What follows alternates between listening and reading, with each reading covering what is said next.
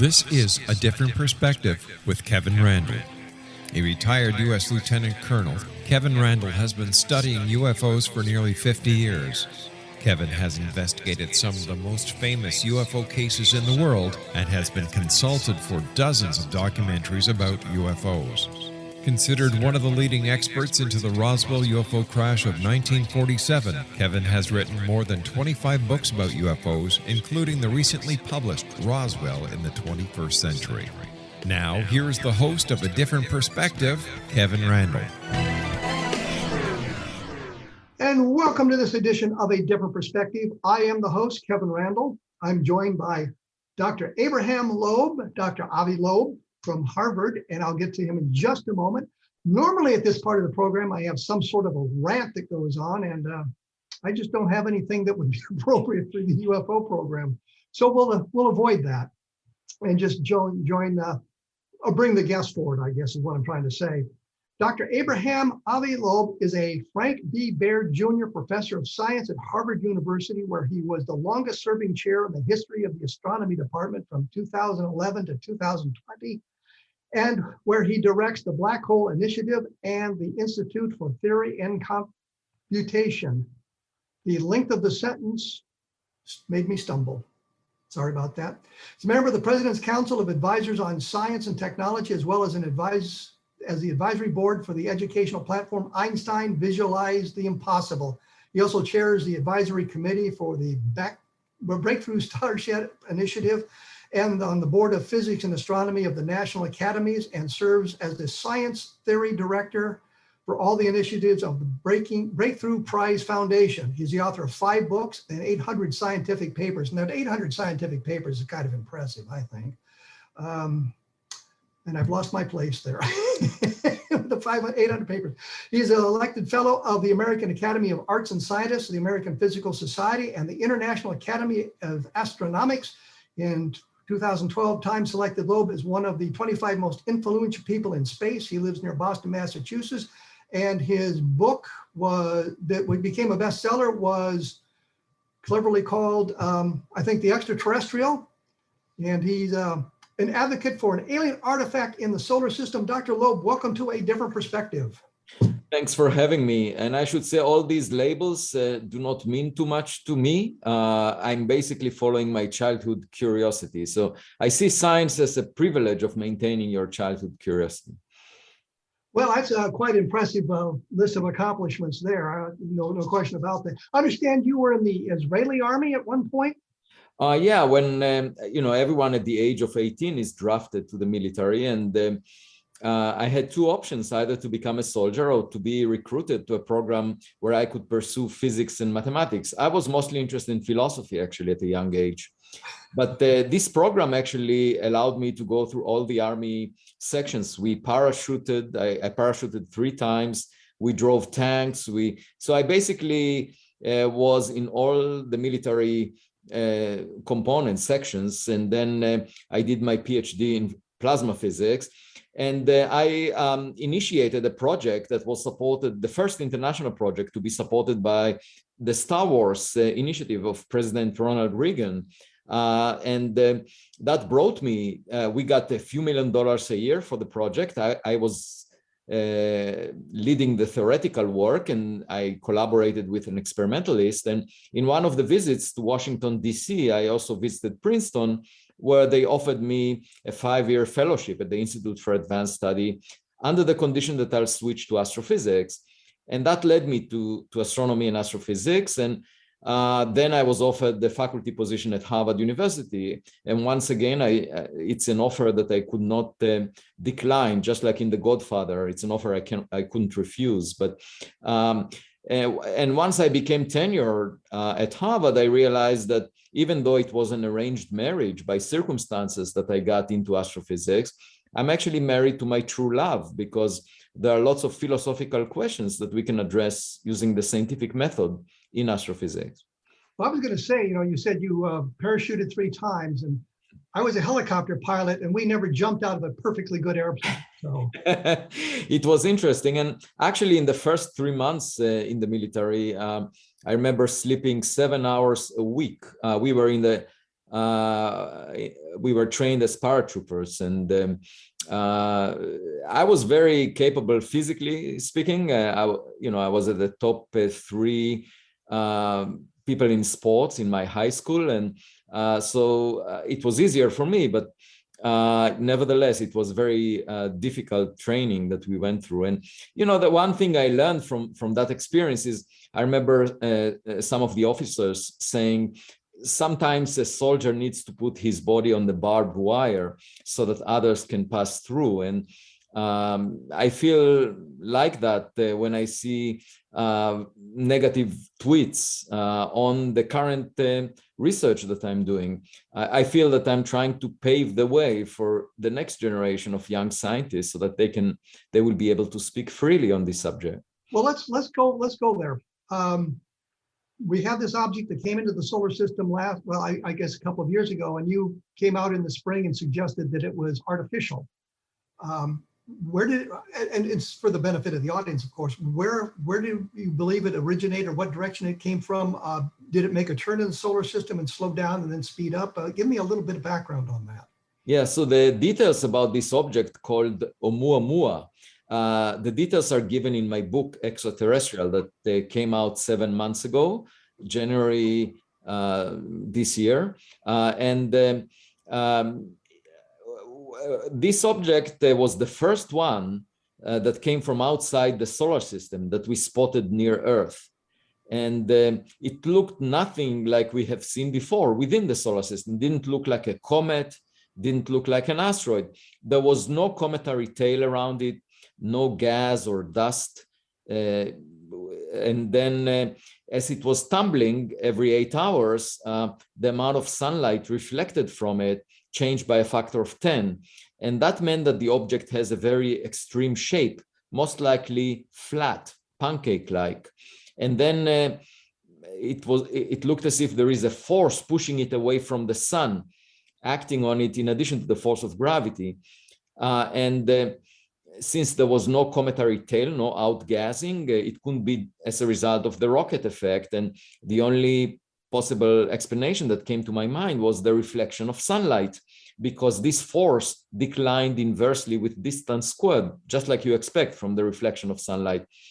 And as it turns out, in September 2020, there was another object that exhibited an excess push away from the sun by reflecting sunlight with no cometary tail. It was given the name 2020 SO. It was discovered by the same telescope in Hawaii that discovered Oumuamua in 2017. The name Oumuamua means a scout in the Hawaiian language. And this second object, 2020 SO, the astronomers that discovered it realized within a few weeks that it actually came from Earth. It's a rocket booster that we launched in 1966 in a lunar lander mission. So we could tell, just by looking at how it moved, we could tell that it's not a rock, that it's very thin. In fact, we know that it had thin walls because we produced it, and that's why it had a large area for its mass. The question is, who produced Oumuamua? And of course, one way to figure out the nature of Oumuamua for sure, or objects like it, would have been to get a high resolution image, because they say a picture is worth 1,000 words. In my case, a picture is worth 66,000 words, the number of words in my book, Extraterrestrial. Well, I noticed there was pushback by the scientific community. You suggested it was artificial, meaning it was made by somebody probably hundreds of thousands of years ago. As it was approaching the solar system, didn't it have speed that would have been close to light speed or relativistic speeds and slow down as it reached the solar system, or can we backtrack that far? No, it was mostly moving under the influence of gravity, and then there was this additional force acting on it as a result of reflection of sunlight. But this object had several anomalies, several peculiar properties. So in addition to the fact that it had no cometary tail, so it couldn't be a comet of the type that we have seen, and it also had a very weird shape, most likely flat shape, and it was pushed by reflecting sunlight. In addition to those, it also came from a very special initial state, which is it was at rest in the so-called local standard of rest. So the local standard of rest is the frame that you get to when you average over the random motions of all the stars in the vicinity of the sun. Each star has some motion relative to the others, sort of like cars moving relative to the center of a city. But then you can go to a parking lot that is at rest in the frame of the city. And that's called the local standard of rest. And Oumuamua was at rest in that frame, which is very unusual because only 1 in 500 stars is so much at rest as Oumuamua was. So it couldn't have come from any of the nearby stars because they are moving relative to that frame, and it would have inherited their motion. It was like a buoy sitting at rest on the surface of the ocean, and the solar system, like a giant ship, bumped into it. And it's very unusual to find the first object in that frame. And the question is, what was it doing in that frame? What was its purpose? And I can think of different explanations. One is that it's a member of an array, a grid of objects that are placed in the frame of the Milky Way galaxy, in the local rest frame, such that it's being used for navigation purposes. These are just like road posts that allow spacecraft to figure out where they are. But there could be other explanations. We just don't have enough information about this object. But it's clearly a very peculiar object because of all the reasons I mentioned. So the scientific community kind of pushed back against your theory of being artificial, suggesting it might have been I think a nitrogen iceberg type thing, which would have had some of the similar aspects that you talked about. And I think you rebutted that. What was your rebuttal to them? Well, there were several scientists that tried to explain the anomalies of Oumuamua as coming from a natural origin. And the first suggestion was maybe it's a hydrogen iceberg. Maybe it's a chunk of frozen hydrogen so that when it evaporates like a comet, we don't see the hydrogen because it's transparent. And the problem with that, we wrote a scientific paper about it, is that hydrogen evaporates very quickly. And so it won't survive the journey through interstellar space. And that makes this model not very plausible. Another suggestion was maybe it's a nitrogen iceberg, a chunk of frozen nitrogen chipped off the surface of a planet like Pluto. The problem there is the mass budget. There is not enough nitrogen available in the interstellar medium to account for enough chips such that you would get one of them as Oumuamua. You discover them by the pan-stars that looked at the sky for a few years and found Oumuamua. So the mass budget is a serious problem and challenge that makes this scenario not very likely. And by the way, both a hydrogen iceberg or a nitrogen iceberg are things we've never seen before. So the people that suggested them imagined something we've never seen that is made in other nurseries that do not resemble the solar system, because in the solar system, we don't see such things. So the assumption is the first object we see is coming from nurseries that must be very common because that's the first object we see. And they make objects that are very different from the ones being made in the solar system. And, okay, well, let me just finish. There was a third suggestion that it may be a cloud of dust particles that is 100 times less dense than air.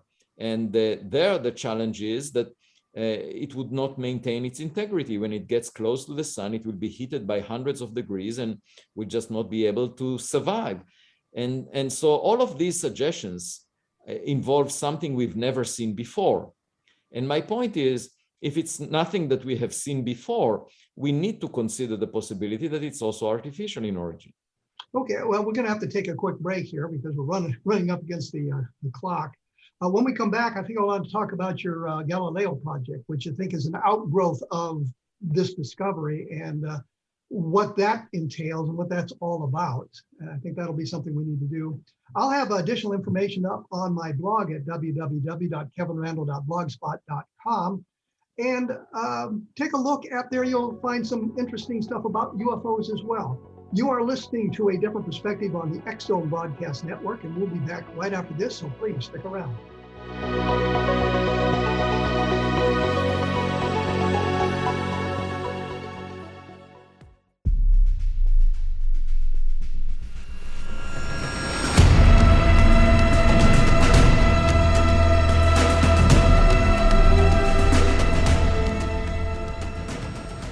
And I am back with Dr. Avi Loeb. We're talking about artificial objects in the solar system, from outside the solar system, that sort of thing.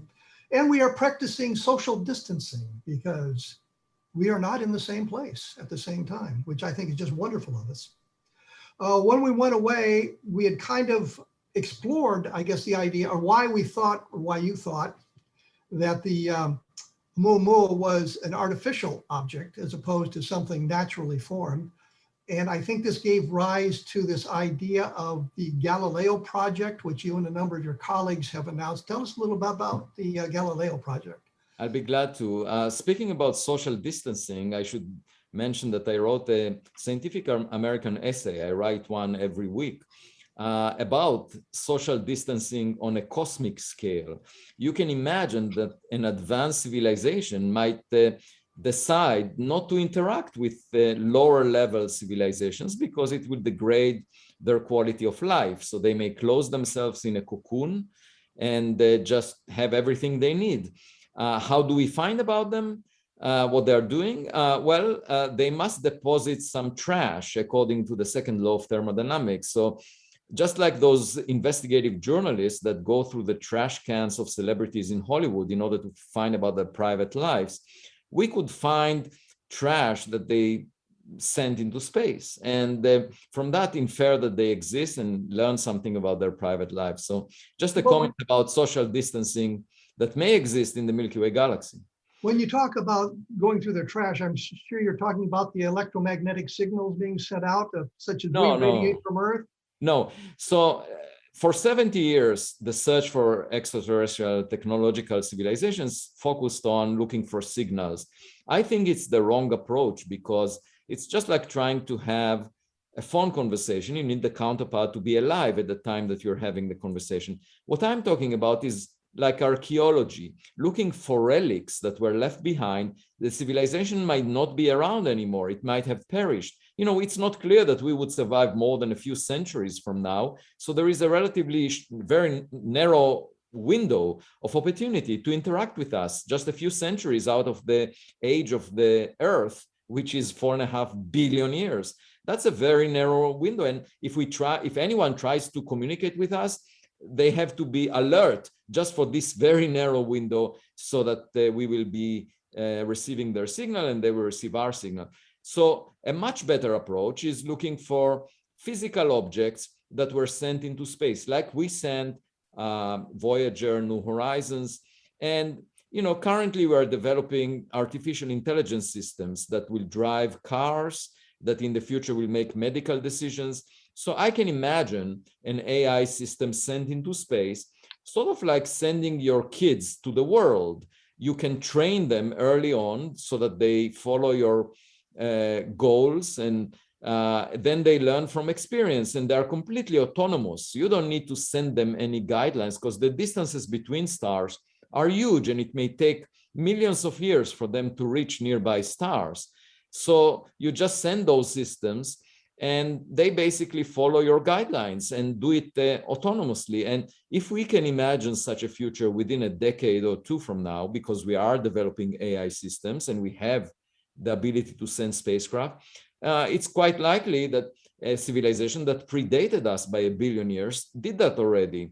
And, you know, most stars formed billions of years before the sun. So this may be our reality. And if you imagine those AI systems sent 1 billion years ago with a 3D printer, they could replicate themselves and produce many copies, and they may fill up the Milky Way galaxy, including the solar system.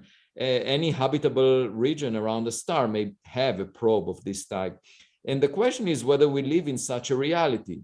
And the only way to find out is not to talk philosophically about the subject and try to argue about probabilities, but rather to look through telescopes. because we don't want to repeat the mistake that was made by philosophers during the days of Galileo. They refused to look through his telescope, and they said, we know the answer, the sun moves around the earth. And of course, that maintained their ignorance, but it didn't change the fact that the earth moves around the sun. And poor Galileo was put in house arrest. So that's why we announced the Galileo project. And I would have been delighted to have Galileo Galilei as a honorary member of our project. And this project was announced just a month ago as a result of a few wealthy individuals that came to the porch of my home with questions about my book, Extraterrestrial, and offered a total of $2 million in support of my research program. And that was sufficient for me to assemble a team of scientists, 24 of them by now, that mostly astronomers, that will be engaged in scientific research. And there are two primary objectives to the Galileo project. One is to find more objects like Oumuamua and get a camera on a spacecraft that will intercept their trajectory and get a close-up photograph so that we can tell what they are. And then the second aspect is the unidentified aerial phenomena that appeared in the report of the intelligence agencies to Congress on the 25th of June, which also prompted the Galileo project. So we want to build telescope systems on Earth that would monitor the sky in a scientific way, not a camera on a jittery cockpit of a fighter jet that we have no control over, we don't want to look at classified data, because then I would lose my freedom as a scientist to speak about it. So we want to basically assemble our own open data using the scientific method by using telescopes, several of them in each system, so that we can monitor the motion of any UAP in 3 dimensions, big enough telescopes so that we can get a high resolution image of the UAP. I have a Scientific American essay talking about getting a megapixel image of a UAP that will tell us, if you get a megapixel image, for example, of an object the size of a person at a distance of a mile, you can get that with a telescope of a diameter of 1 meter, and then you can resolve the head of a pin on that object. You can tell whether it has a label made in China, made in Russia, or made on exoplanet X. If it's made by humans, it's of no interest to me as a scientist. If it's a bird, it's also of no interest to me because I'm not a zoologist. But if it's something else, I would be very interested in what it looks like. And that's what the Galileo project will look into. And we have a team of astronomers that are currently putting together the components, off-the-shelf components of a telescope system. And then we will make many copies of that telescope system and put them in different locations. And, the technologies that are available now for us are much better than those that were available to those fighter pilots that reported 20 years ago about some unusual objects. So, well, let me interrupt here because I do have a question. What's the reaction to SETI to this project? Are they on board with you, or are they kind of opponents? Well, it's interesting because many of the members of the SETI community had a problem with UAP or UFOs in the past. And of course, it may be a mixed bag that many of the reported objects have a mundane explanation, but I should emphasize that it's sufficient to have one object which was not produced by humans for this to make a huge impact on the history of humanity, because we don't need all of the objects to be unusual. It's sufficient to have one. And so I don't care if 99.999% of the reports have mundane explanations. So the idea is to get scientific quality data so that we can be convinced that something is not human-made, it's not natural. But the SETI program is listening for. Yeah, the SETI program focused mostly on searching for signals, mostly radio signals, but also signals in visible light. As I mentioned before, I believe that a better approach is to look for physical relics, objects, perhaps driven by AI or something else. Well, But I understand that. I'm just wondering if SETI is pushing back against this because you're kind of an opponent to them, suggesting that the search for electronic signals from them isn't really going, all it's going to do is tell us that they're out there. It's not going to do the same thing that you're doing with them.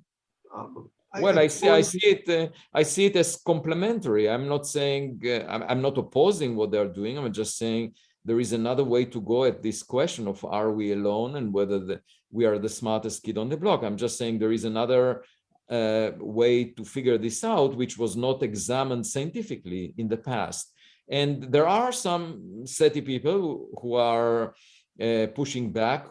But there was a very favorable essay written by Seth Shostak from the SETI Institute, basically saluting and encouraging the Galileo project. And, I have an advisory board that includes a lot of distinguished scientists, including Seth himself.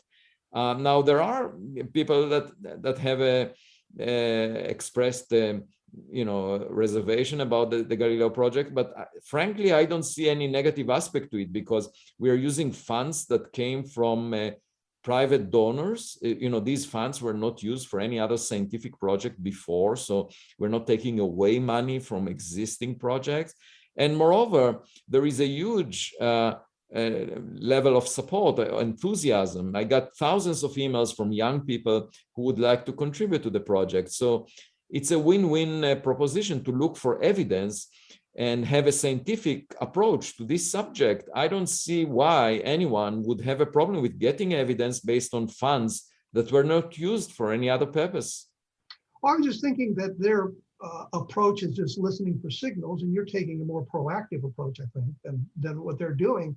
And I know that the other thing is, as a writer, when I have published a science fiction novel and we go to science fiction conventions, that there are other science fiction writers there who feel you've taken money out of their pocket simply because you've published a book and they didn't get that opportunity, even though they wouldn't have had that opportunity no matter how you slice the bread. So right. You're not taking money from them. Well, I offered the SETI people and others to join me in this endeavor. I'll be glad to collaborate with them, but for many years, there was dismissal and ridicule of the unidentified aerial phenomena and or UFOs, as they were called before that. And as a result, they have difficulty accepting a scientific project aimed at clarifying the nature of these objects. And as I said before, science is not about prejudice, it's about evidence. It should be guided by evidence. And the reason I announced this project is that there was this Oumuamua interstellar object that looked weird, and also there was the report about unidentified aerial phenomena by the government, and these are the UAP that were mentioned were detected in multiple instruments. So to me, it looked intriguing enough for scientists to be engaged. And I should say, the NASA administrator, the head of NASA, Bill Nelson, who saw also the classified data as a senator, argued that this is a serious matter that scientists should be engaged in. And former CIA directors, Brennan and Woolsey, also spoke about it as a serious matter. And former President Barack Obama acknowledged that as well. And, if these people saw the classified data and they speak about it as a serious matter, I think the scientific community has an obligation to figure out the nature of these objects. And that's what we are doing in the Galileo project. But you have a UFO UAP segment to look at. You're looking at that sort of thing. I want to explore the UFO just a little bit further with you when we come back, because I think there's a history in the UFO phenomena that's important. For example, the Condon Committee, which was the University of Colorado study in the 1960s, suggested there was no national security implications and nothing of scientific value could be learned by studying these UFO reports, which is a preposterous conclusion for them to come to, but it was based on what the Air Force wanted them to find. And there's documentation to show the Air Force told them what to find for their investigation. So I want to kind of explore that a little bit with you here in a moment. And of course, there's Dr. Donald Menzel, who was a Harvard astronomer in the 1960s, who just chafed at the idea of UFOs and offered multiple explanations for UFO sightings, making the stuff up, and it was clear that he made the stuff up. Of course, then we can go to John Mack as well, but that's something else. I've got to take a break here. I've rattled on a little bit longer. You're listening to A Different Perspective on the X-Zone Broadcast Network. There's many fine programs about the paranormal to be found at xzonebn.net, so take a look at those listings. My favorite happens to be A Different Perspective, and we will be back right after this with Dr. Avi Loeb.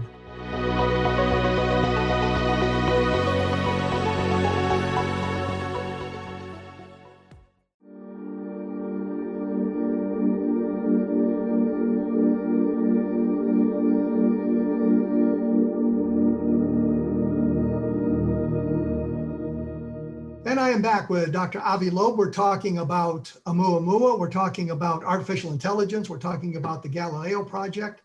And we were talking about UFOs when we went away. But first, I must say it is the xzbn.net, not what I said before. I was watching my clock count down and got caught up in the syntax of the situation. When we went away, we just touched a little bit on the UFOs. And I know that when you and I have communicated before about looking at the history of the UFOs, and you didn't want to get caught up in that mess. And I understand part of that because the research has been pretty sloppy. The conclusions have been very biased. The documentation has not been properly certified.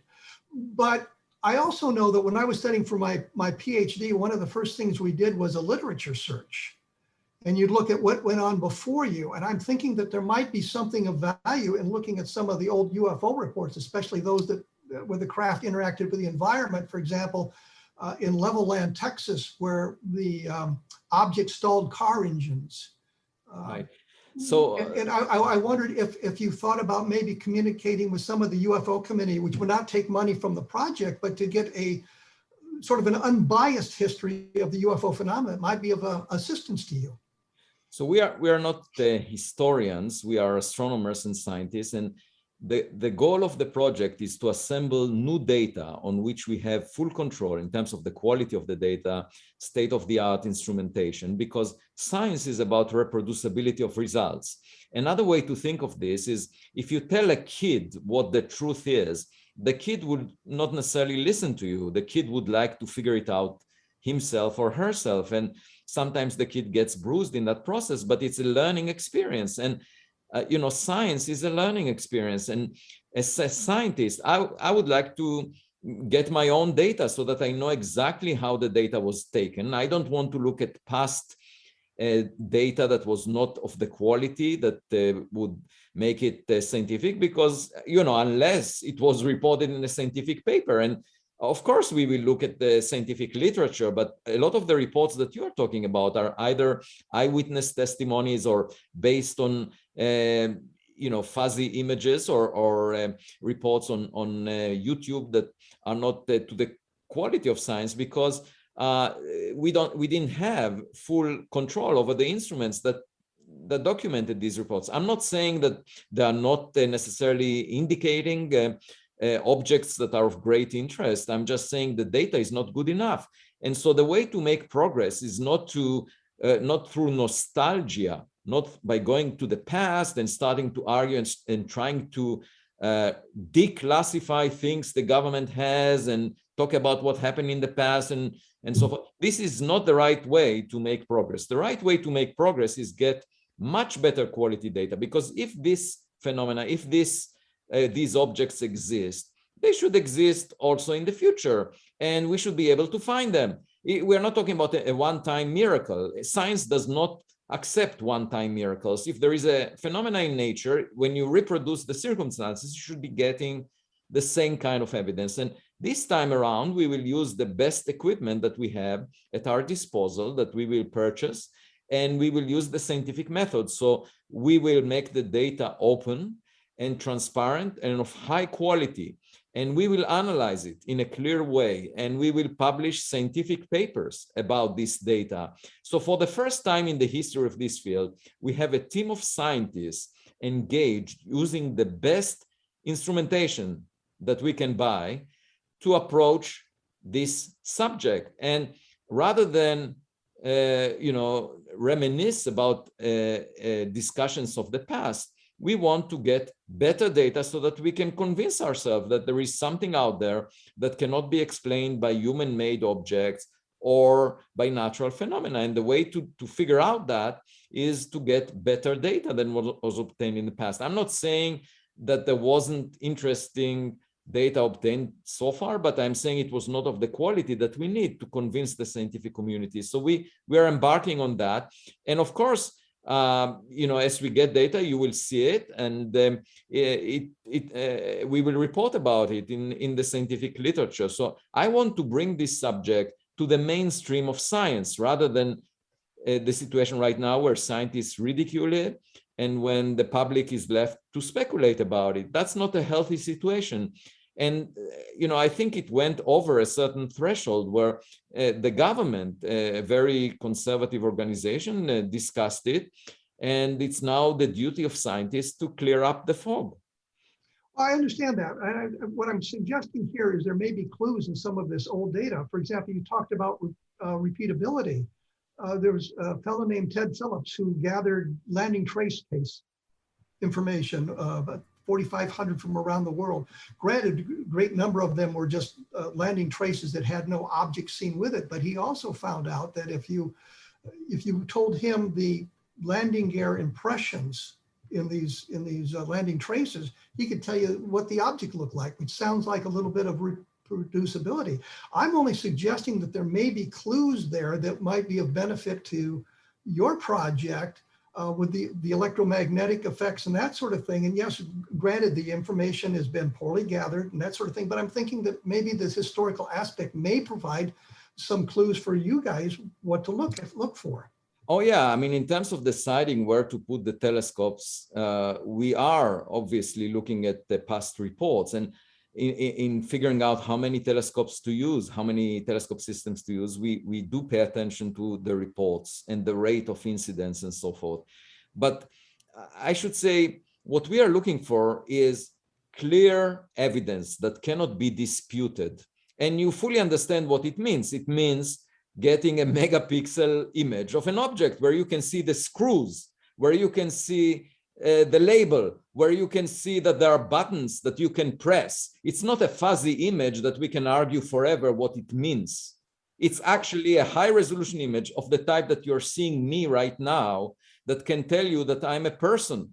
Okay, so that's what we are after. Something that is not disputable, something that was collected by instruments that we have full control over. It's not a cell phone camera that is not optimized for that purpose, that was held, and looking at an object at a distance of a mile, and therefore the object appears fuzzy. We are not in the, 1,000 cell phone cameras will not be equivalent to a 1 meter telescope that gets you a megapixel image of the same object. So because 1,000 cell phone cameras will, all of them would give you a fuzzy image of that object because they have a very small aperture in the camera. So you can't get a high resolution image irrespective of how many cell phones you use. They just don't provide that. You need a large aperture to get that high resolution image. So my point is, we need to use the best instrumentation that we have access to and get scientific quality data and write scientific papers that demonstrate without a doubt that we are dealing with an unusual object. And otherwise, it's always possible that we have seen a human-made object, that we have seen a natural phenomena. And that's what we are trying to clear up. And rather than engage in nostalgia about past reports, let's just get the best data we can. Nowadays, we have the funding, we can purchase the instruments, and we can get the data. So why argue about it? Well, I was going to say, I think we're kind of talking across purposes here, because I'm not suggesting anything other than maybe there'll be some clues hidden in the UFO data that's been gathered in the past. Well, if there were clues, that's not it's the job of those that collected these clues to convince everyone. And apparently they're not convincing everyone. Well, I could argue, and I don't want to argue the point, but I could argue the point that part of the problem had been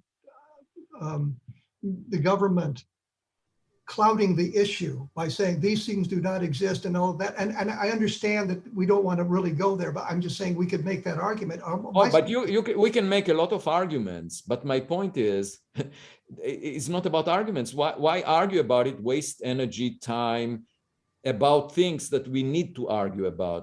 Why not just get good data that we don't need to argue about, such that everyone will be convinced? You know, it's just like convincing a jury. You go to a courtroom and you can argue forever. This person said that, the other person said something else.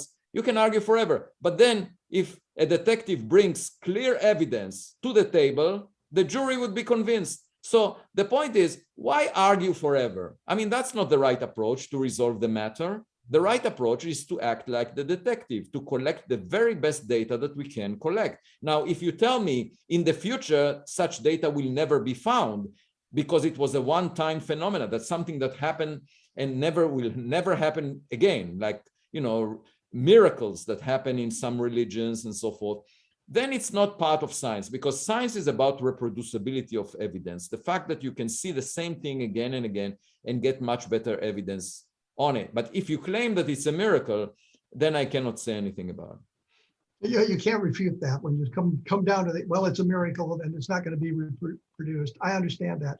It was just my thought was simply that there might be something of value by looking at the past, not engaging you guys, but just yeah, but my point is, if it was of clear significance that convinces anyone that looks at it, then everyone that looks at it would have been convinced, right? So why isn't the public convinced? Why isn't the jury, convinced? Because the data that was released, I'm not saying the government may have data that would convince people, but what we have seen so far is not convincing. And frankly, I don't want to look at classified data because that would limit my freedom as a scientist. So we want to, the sky is not classified. You know, astronomers look at the sky all the time.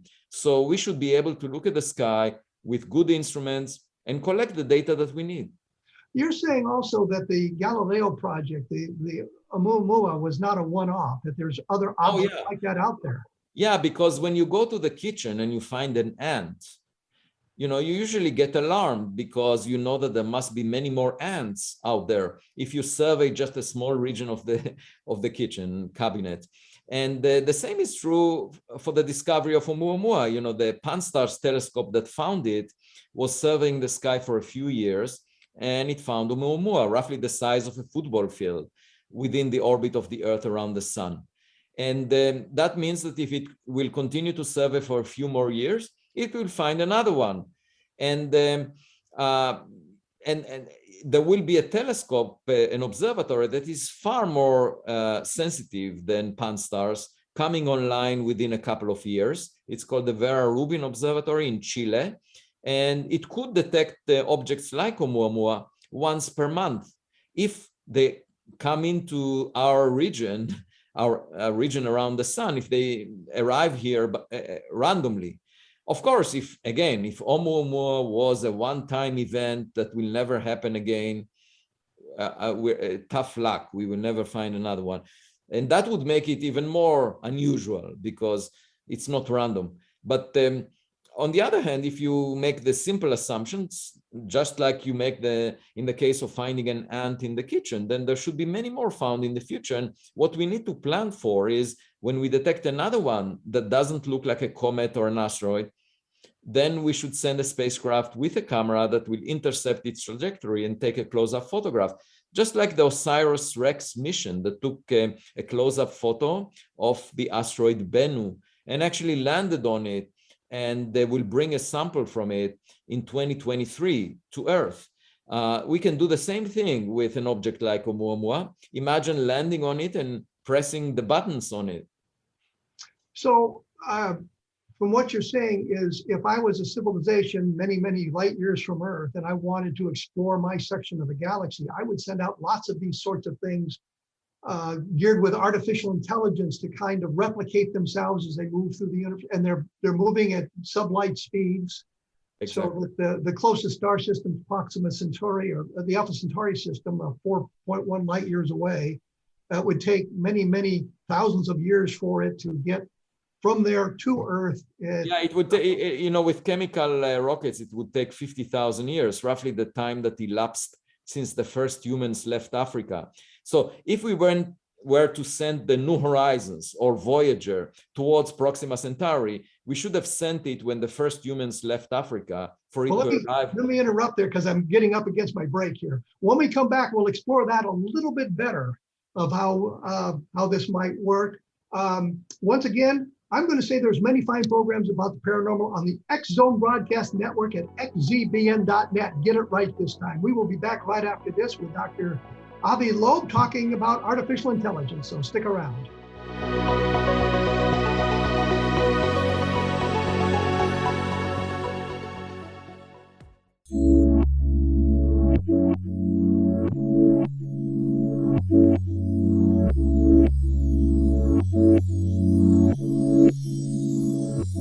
I am back with Dr. Avi Loeb. We're talking about, I guess, a way to explore the galaxy. I'm not sure the universe is, we're going to be able to do the universe because the distances are really vast. Star systems are quite a long ways away, but other galaxies are just hundreds of thousands of millions of light years away. I'm thinking of the Fermi paradoxes. If the galaxy has other intelligence life out there, where are the colonists? I guess that type of thing. You're suggesting, I think, an explanation for the Fermi paradox is they wouldn't be colonizing, they would be sending out probes to kind of look around to see what's going on out there. How do they get the information back to their original civilizations then? Oh, they don't necessarily, but as I mentioned before, AI systems can be thought of like kids, right? You train them early on and then you send them to the world. And they can be autonomous and they pursue your goals if you educate them well enough, right?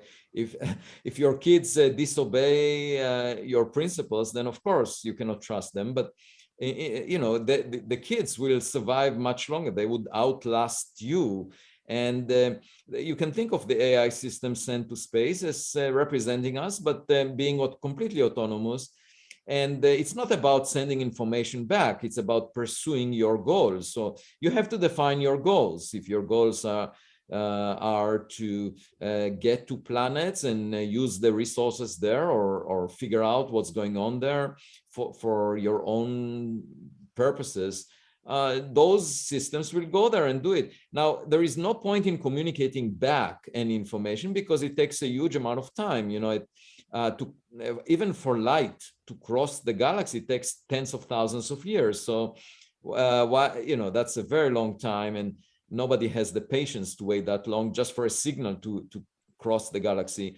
So my thinking is that these probes are sent out, well, for various reasons. One is that, it's sort of like interstellar monuments that you send. People want to leave something behind, right? So you want to leave something. So nature allows you to leave your DNA behind in the form of your children. Okay, that's one. But if you want to leave some meaning about what you've learned through your life, then you want to leave something beyond your children behind. And if you go, for example, through the halls of universities, you find administrators, deans, or presidents that left behind a statue or left behind a picture of themselves, as if that would outlast the decay of their body. And we see those pictures, but it's not really physical objects that last for very long, because I think actually writing books or writing music could survive longer, but eventually everything on Earth will get destroyed by the fact that the sun will heat up and boil off all the oceans within 1 billion years. So nothing of what we produce as monuments, as relics of us, will survive beyond 1 billion years from now. And if you want to leave something behind that really represents yourself, you would send it into space. And you could send an AI system that carries some kind of a flame of your consciousness today, and that would represent you. So that may be one reason to send things out. And if we are thinking about it, maybe others thought about it 1 billion years ago, and now it's filling up the Milky Way galaxy. And Well, another is, let me ask you this. So we have Oumuamua coming through our solar system. There's an AI on it. We recognize civilization on Earth. Wouldn't that then trigger some kind of response from this artifact to say, "Hey, we were here once," or something like that? yeah, Rather if it's functional, right? And now the question is, how many pieces of trash are out there compared to those that are functional? Because after a while, the instruments may stop working and may not be repaired, and it will be just like defunct plastic bottles that you find in the ocean. They are not used anymore, but they are trash that they collected on the ocean surface. And so the question is, how many functional devices are out there compared to just things that are floating around? And of course, we need to get more data on those things, and we need to search. The thing is, the scientific community didn't really engage in such a search at all. And the Galileo project is really the first funded project, scientific project, to search for such things. And I think, what the scientific community did in the past was a self-fulfilling prophecy. It basically said, we need extraordinary evidence before we even engage in that discussion. And my point is, you would never get such extraordinary evidence if you're not searching for it. So it's a self-fulfilling prophecy, and there was no funding for this. There was funding, for example, to search for the dark matter, particles that we've never seen before. And for 40 years, we've been searching. We didn't find the particle that makes the dark matter.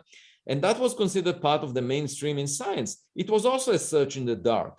So if we are searching for dark matter that would have very little influence on our daily life, why wouldn't we search at the same time also for relics of other civilizations? Because all we are saying is, we exist, and conditions are very similar on tens of billions of planets in the Milky Way galaxy alone. And therefore, let's search for things like us out there. That's not a very speculative proposition. It's quite natural for us to do that. I agree. I think it's a wonderful project. I'm always looking for evidence of extraterrestrial civilizations and extraterrestrial life. So I mean, that's an important thing to do. And I think it's great that the scientific community has moved beyond the point where, well, these things don't exist, therefore they can't exist, therefore they don't exist, as opposed to, well, maybe they do exist, maybe we ought to take a look for them. Well, it's not the scientific community that moved beyond this point. It's my research group that moved beyond this point. Well, a small segment of the scientific community is now engaged in this search. Although you could say the same thing about SETI having engaged in this with Frank Drake and his OMA project, Project OSMA, so long ago, moving a little bit beyond that, looking for evidences of other civilizations. You've taken it to the next step, and I think are moving in a direction to find actual physical evidence that would demonstrate this beyond a shadow of a doubt. Physical objects. And, the experience could be similar to a caveman that is presented with a cell phone. The caveman is used to playing with rocks all of his life. And when he sees the cell phone, he would say, oh, it's just a shiny rock. And that is pretty much the response of the astronomers to Oumuamua. It's just an unusual rock of a type that we've never seen before. That's what the caveman would say about a cell phone. But then it's a beginning of a learning experience, because if the caveman presses a button on the cell phone, he would realize that it can record his voice. And if he presses another button, it can record his image. And that would make it clear to the caveman that this is not a rock. And I think for us to get that sense that Oumuamua is not a rock or some other object, and a UAP is not a natural or human-made, we just need better data. That's the beginning of a learning experience. And the Galileo project is a search for that evidence. Exactly. I would love to press a button on such an object that doesn't behave like a rock. Well, I was thinking the same thing, that if you manage to get there and press the button and open the thing up, that the... Yeah, because by the way, it could be worth a lot of money if we can import that technology to Earth, if it represents our future. And if we could understand the technology. Yes. The problem with the caveman is he doesn't understand the technology, but we do. And if we found something that advanced, we may not be able to push the button. There may not be a button to push. There may be some other way to gain the access. That's true. That's true. Yeah. It may look like magic to us. Yes. That's Arthur C. Clarke. Any advanced technology would certainly look like magic. Yeah, I would make Arthur C. Clarke definitely a member of our project.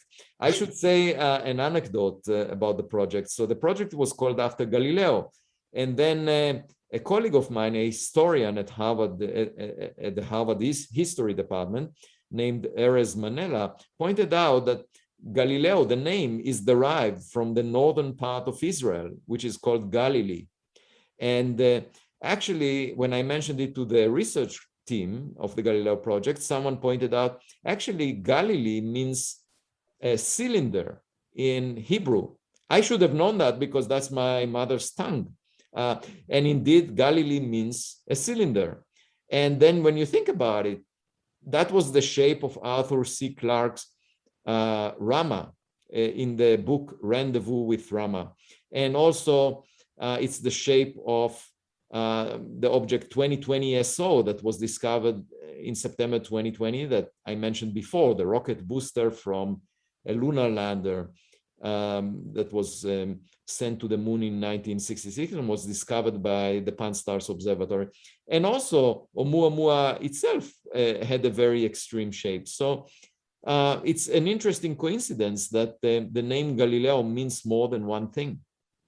Well, I was going to also suggest a number of books have been written about contact with alien civilizations, but oftentimes the scientists go to the science fiction writers to get kind of an insight into their way of thinking outside the box. Have you thought about bringing on, I know Joe Haldeman is at MIT. I don't know if he still teaches there, but he did as a science fiction writer of some note. Have you thought about maybe engaging a couple of science fiction writers to think outside of the box, although you're doing a good job yourself?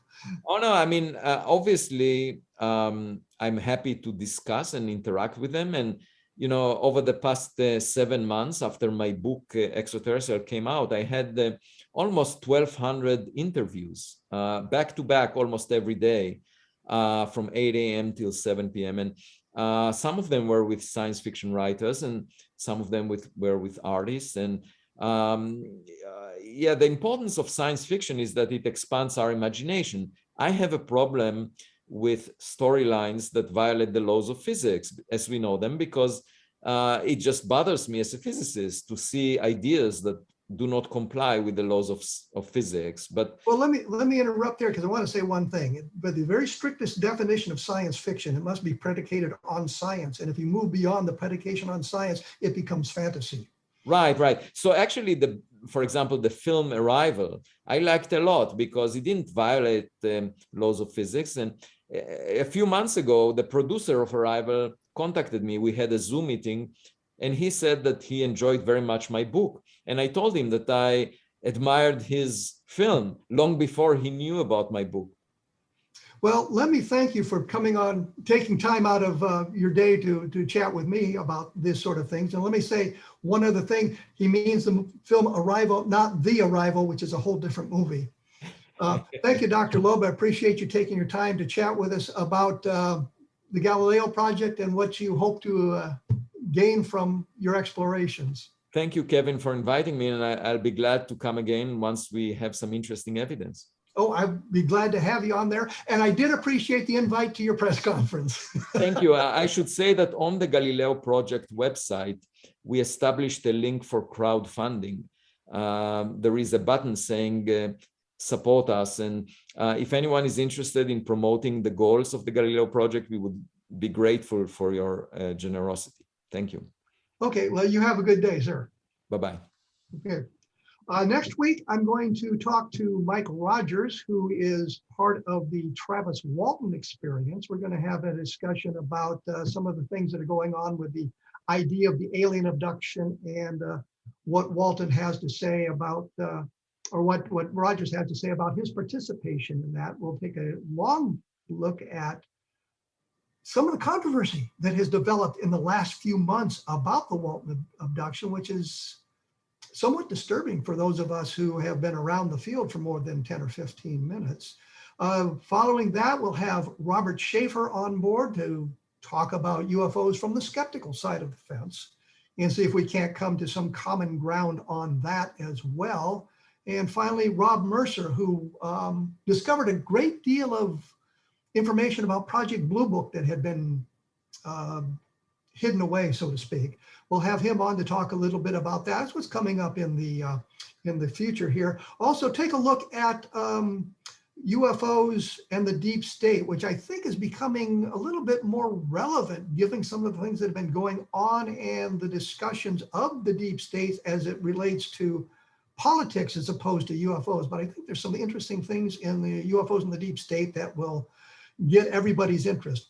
As I say, you've been listening to A Different Perspective on the X-Zone Broadcast Network, xzbn.net. I'll be back in about 167 hours with more incredible information. Thanks for tuning in.